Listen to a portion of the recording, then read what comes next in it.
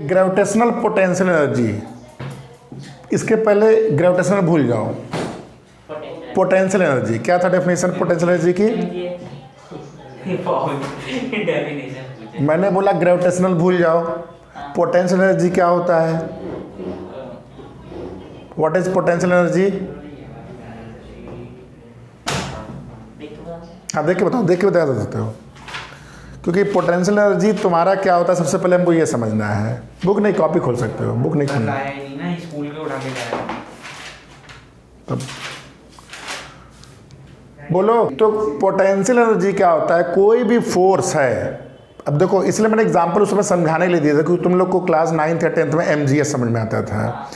Potential energy मतलब कोई भी कंजर्वेटिव फोर्स है, कोई भी कंजर्वेटिव फोर्स, जैसे स्प्रिंग फोर्स है या ग्रेविटेशनल फोर्स है या मैग्नेटिक फोर्स है या इलेक्ट्रोस्टैटिक फोर्स है, any kind of conservative force है। कंजर्वेटिव मतलब जिसमें एनर्जी कंजर्व रहती है, फ्रिक्शन नहीं। जैसे फ्रिक्शन क्या हो गया? Non conservative. तो जब भी कंजर्वेटिव फोर्स में कोई ऑब्जेक्ट रखा है तो उसमें अगर तुम एज ए एक्सटर्नल एजेंसी काम करते हो तो वो उसमें क्या होता है? स्टोर हो जाता है। जैसे स्प्रिंग को जब तुम पुश करते हो तो जैसे जैसे पुश करोगे वो एनर्जी स्टोर करता जाएगा और जो ही हाथ हटाओगे वो रिलीज कर देगा। तो तुमसे पूछा गया व्हाट इज पोटेंशियल एनर्जी, कि energy work done any external agency या any external system force against any conservative force is stored in the form of energy. ठीक है, when that force is removed, और समझाने के लिए बोल सकते हो when that force is removed it manifest या it gets converted in form of kinetic energy। ये हो गया क्या चीज? पोटेंशियल। समझ में आया सबको? कोई कंफ्यूज नहीं है? अब आ गया ग्रेविटेशनल। तो यानी कि फोर्स क्या हो गया हमारा? अब कौन सा फोर्स है? जो कंजर्वेटिव फोर्स है अब ग्रेविटेशनल फोर्स है। ठीक है, ये कौन सा फोर्स हो गया? ग्रेविटेशनल फोर्स है। अब मान लो तुम यहाँ पे बैठे हो और किसी बॉडी को यहाँ से h1 हाइट पे है, तुम इसको उठा के पकड़ के यहाँ से यहाँ ले गए, तो तुम्हें क्या करना पड़ेगा? काम करना पड़ेगा कि नहीं करना पड़ेगा? क्यों? क्योंकि ग्रेविटी किधर लगा रही है? Force downward. As a external agency तुम्हें फोर्स किधर लगाना पड़ेगा? अपवर्ड की तरफ। तो बहुत ही छोटी हाइट है। छोटी हाइट मतलब जी की वैल्यू नहीं बदल रही है। अगर जी की वैल्यू बदलेगी तो फॉर्मूला बदलेगा। मान लेते हैं हाइट बहुत छोटी है तो यहाँ भी जी है, यहाँ भी जी है। तो पूरे ड्यूरेशन में नीचे की तरफ फोर्स कितना है? इस पॉइंट पे नीचे फोर्स कितना है? m इंटू जी। तो तुम्हें कितना फोर्स लगाना पड़ेगा? mg। किधर की तरफ? ऊपर की तरफ। तो वर्क डन, देखो वर्क डन बाई, इसको लिख लेते हैं, work done by external agency कितना हो जाएगा? फोर्स इंटू डिस्प्लेसमेंट, यही होता है। फोर्स कितना है?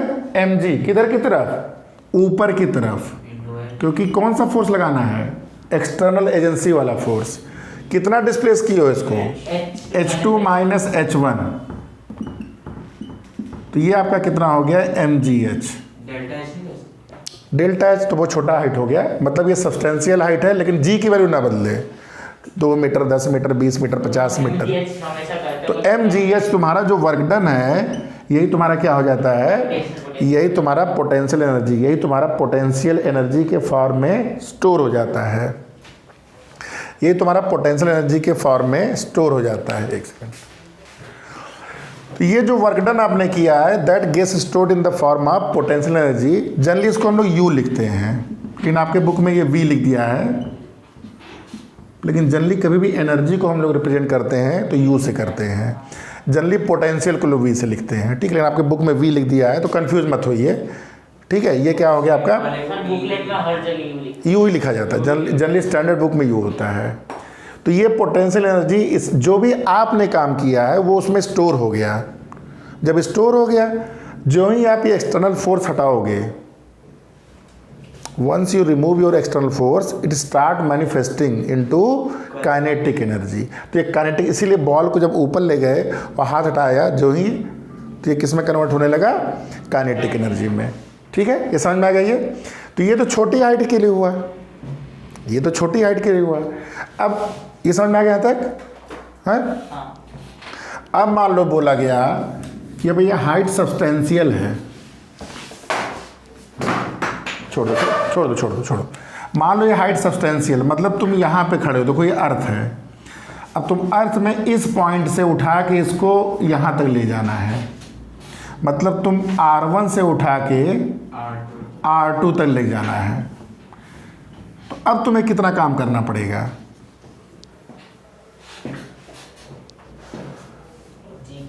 देखो अब क्या है, अब हर पॉइंट पे फोर्स बदल रहा है। क्यों? क्योंकि आपका सेंटर से डिस्टेंस बदल रहा है, बड़ा है और ये बदल रहा है। और फोर्स क्या होता है? फोर्स क्या होता है? G/M यानी कि यहाँ फोर्स R1 स्क्वायर, फिर कुछ और फोर्स, फिर कुछ और फोर्स। तो हर पॉइंट पे फोर्स बदल रही है, वेरिएबल फोर्स हो गया। तो तुम क्या करो कि किसी एक पॉइंट, मान लो इस पॉइंट पे जो कि R डिस्टेंस पे है, मान लेते हैं यहाँ पे R डिस्टेंस पे कितना फोर्स लगेगा? ठीक है।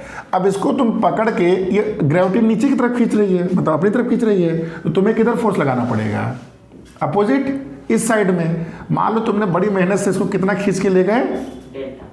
डी आर या डेल्टा आर। डी आर भी तुम इसी डायरेक्शन में ले गए हो जिधर तुम फोर्स लगा रहे हो, एक्सटर्नल फोर्स। तो ग्रेविटी तो अब आपकी ये इनसाइड है, आपको EXT फोर्स जो as a external energy force लग रहा है, वो भी मैग्नीट्यूड में तो सेम है, लेकिन ये it is acting outward direction. तो इस फोर्स के चलते DR डिस्टेंस में, और DR बहुत छोटा है, तो इस पूरे डिस्टेंस, इस डिस्टेंस को ट्रेवल करने में यू कैन एज्यूम कि ये जो फोर्स है नहीं बदल रहा है। मान सकते हो कि नहीं? बहुत ही छोटे डिस्टेंस में, मान लो तुम अर्थ के रेडियस के बराबर चले गए हो, वहाँ से 1 मिलीमीटर आगे जा रहे हो, तो यू कैन थिंक ऑफ कि ये इस ड्यूरेशन से इस ड्यूरेशन, मतलब A से लेके B तक जाने में जो फोर्स है वो नहीं बदल रहा है। क्लियर है ये? तो आपका वर्क डन कितना होगा? DW कितना होगा? फोर्स एक्सटर्नल इनटू डिस्प्लेसमेंट, दोनों एक डायरेक्शन में है, तो कोई भी सारे प्लस होंगे। ठीक है, तो ये कितना हो गया? देखो G/M/R² इंटू DR, ये वर्क डन हुआ। तो इसको R1 से लेके R2, मान लो पॉइंट P है, पॉइंट Q है, तो इसको P से Q जाने में कितना लगेगा? इसको इंटीग्रेट करना पड़ेगा। कहाँ से कहाँ तक? R की वैल्यू R1 से लेके R की वैल्यू R2 तक, R1 से R2। अब देखो G/M/M, ये क्या हो गया? कांस्टेंट। अंदर क्या बचा? DR/R²। कहाँ से कहाँ तक? R1 से R2। ये वर्क डन हो गया। तो कितना हो जाएगा ये? बोलो, सही बोलो, बोलो। -1/R इंटीग्रल x की पावर n ds क्या होता है? याद आ गया? साइन मैंने 2 रख दिया था। हाँ, ये ठीक है। तो ये क्या आ गया फॉर्मूला? G/M/M, ये देखो -1/R2 + 1/R1, या इसको ऐसा बोलिए माइनस ऑफ माइनस। समझ में आया? अच्छा, हाँ हाँ। तो ये कितना आ गया? G/M/M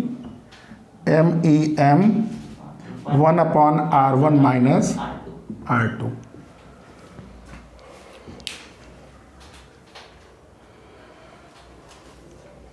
लिख लो यहाँ तक। तो देखो, अगर इस केस में ये मान लिया जाए कि R2 इन्फिनिटी है, यानी कि तुम किसी पॉइंट से कहाँ तक ले जा रहे हो पकड़ के इसको? इन्फिनिटी तक। तो कितना वर्क डन हुआ? बताओ कितना हुआ? G/M/M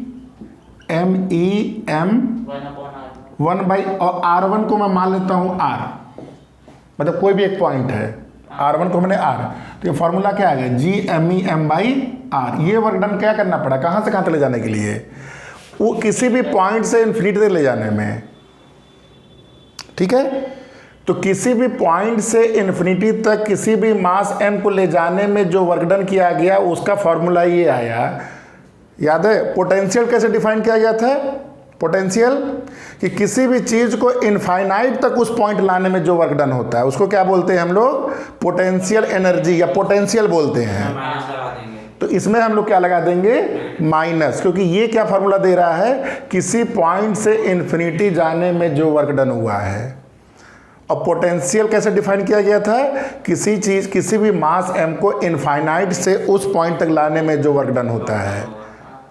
तो अगर मैं पूछा पोटेंशियल एनर्जी क्या होगा, तो ये इसका माइनस Gmm/r, ये आपका पोटेंशियल हो गया किसी भी पॉइंट पे r पे लाने पे। कहाँ से? इनफाइनाइट से। तो इनफाइनाइट से करने की ज़रूरत नहीं है। पोटेंशियल तुमने वर्ड यूज़ कर, पोटेंशियल जहाँ वर्ड यूज़ किया तो पोटेंशियल की जो डेफिनेशन ही बताई गई है कि to bring any mass from infinite to that point is called potential energy. ठीक है। अच्छा, आपके बुक में पोटेंशियल वर्ड नहीं डिफाइन किया गया। ये क्या चीज़ है? पोटेंशियल एनर्जी है। किस चीज़ का? स्मॉल m को लाने में। कहाँ तक? इन्फिनिटी से कहाँ तक? r डिस्टेंस तक लाने में। अब जो मैं टर्मिनोलॉजी यूज़ करने जा रहा हूँ बुक से कंट्राडिक्टरी है। वो पोटेंशियल बोलते हैं v, आप में इसको u बोला गया है। v क्या है? पोटेंशियल। पोटेंशियल क्या चीज़ होती है? कि to bring any unit mass, जैसे चार्ज में होता था, to bring any unit charge. तो किसी भी यूनिट मास को लाने में जो वर्क डन करना पड़ता है इनफाइनाइट से उस पॉइंट तक, वही क्या बोलते हैं? पोटेंशियल। तो इसी m की जगह हम क्या कर देंगे? 1 कर देंगे या u/m कर देंगे। तो ये क्या आ जाएगा फार्मूला? Gme/r, यानी कि किसी पॉइंट का जो पोटेंशियल होता है वो बेसिकली यही फार्मूला हो गया। ये फार्मूला आपका हो गया, या Gme/r। तो देखो मैंने ये अर्थ के लिए डराइव किया है, अर्थ के लिए किया है। ये एम की जगह कोई भी मास ले सकते हो तुम। समझ में आ रहा है कि नहीं? और यहाँ देखो मिनट, यहाँ 2 मास सिस्टम है, एक अर्थ है, एक दूसरा मास सिस्टम है। तो कल को इसको जनरलाइज करके कोई भी 2 पॉइंट मास के लिए जिसका मास m1 m2 है उसके बीच का पोटेंशियल एनर्जी की वैल्यू ये हो गई, और m1 के चलते m2 पे जो पोटेंशियल की वैल्यू हो गई Gm1, तो उसको मैं m लिख दे रहा हूँ, Gm/r हो गई। समझ में आया चीज़? सेम चीज़ ये मैंने अर्थ और पॉइंट मास के लिए बात किया था। अब तुमने क्या किया? कोई भी जनरलाइज कर दिया, m1 m2 ले लिया। तो किसी भी 2 पॉइंट मास के बीच में जो पोटेंशियल एनर्जी है, पोटेंशियल एनर्जी का मतलब क्या हुआ कि एक मास इनफाइनाइट पे पड़ा था, इसको तुम पकड़ के ले आके यहाँ पहुँचा दिए। तो जब पहुँचा दिए तो तुम्हें वर्क करना पड़ा। नेगेटिव क्या सिग्निफाई कर रहा है? नहीं, एनर्जी में क्या नेगेटिव है? इनफाइनाइट पॉइंट से वापस, इनफाइनाइट से लाने में तुम्हें मेहनत करना पड़ेगा। जितना वर्क कर, ग्रेविटी तो खुद खींच लेती है। जो ग्रेविटी ने जितना हम ग्रेविटी का अगेंस्ट कर रहे हैं इस वजह से। ग्रेविटी ये तो ग्रेविटी का अगेंस्ट है। डेफिनेशन में इनफाइनाइट से तुम ला रहे हो ना, तो डेफिनेशन से तुम्हें लाने में कुछ काम करना पड़ेगा? नहीं करना पड़ेगा, ये खुद ऑटोमेटिक आ रहा है। वो तो ग्रेविटी करेगी। ग्रेविटी काम कर रही है। तो अजय एक्सटर्नल एजेंसी नहीं कर रही है, एक्सटर्नल एजेंसी पर काम हो रहा है। बेसिकली तुम ग्रेविटी से काम करा रहे हो, इसीलिए वैल्यू क्या आ रही है? नेगेटिव आ रही है। समझ में आया? ये तुम्हें यहाँ काम नहीं करना पड़ा, तुम्हें यहाँ काम मिल रहा है, काम मिल रहा है बेसिकली। ठीक है, इसलिए नेगेटिव आ रहा है। ठीक है, तो ये आपका हो गया ग्रेविटेशनल पोटेंशियल एनर्जी का कॉन्सेप्ट। तो ये डन हो गया आज का।